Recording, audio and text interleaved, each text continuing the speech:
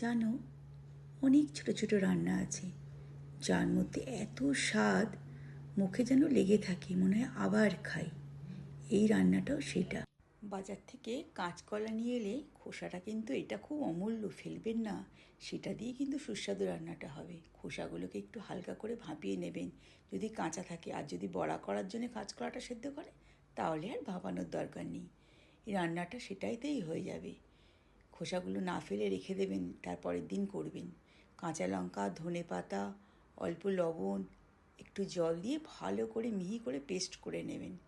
পেস্টটা যেন একদম মিহি হওয়া চাই, আর ঝালটা পছন্দ মতন দেবেন, বাড়িয়ে কমিয়ে দেবেন। আমাদের পেস্টটা হয়ে গেছে, এবার রান্নাটা শুরু করি। এর জন্য আমি সর্ষের তেল ব্যবহার করেছি। সর্ষের তেলটা এতটাই দিয়েছি দুটো কাঁচকলার জন্যে, কাঁচকলার খোসার জন্যে। এরপরে কালো জিরে দিয়ে বেশ খানিকটা রসুনের কোয়াটাকে একটু থেতো করে নেবেন শিলটাতে। এরপরে যে পেস্টটা তৈরি করলাম সেটা দিয়ে দেব। এটা দিয়ে বেশ আঁচ কমিয়ে বেশ কিছুক্ষণ নাড়তে হবে, 5-7 সেকেন্ড।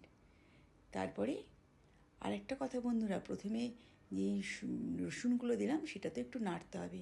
তারপরে একটু অল্প লবণ, পছন্দ মতন যতটা দিয়েছেন স্বাদ মতো লবণ দেবেন, 2 দানা চিনি, আর নামানোর আগে অবশ্যই লেবুর রস দিতে ভুলবেন না।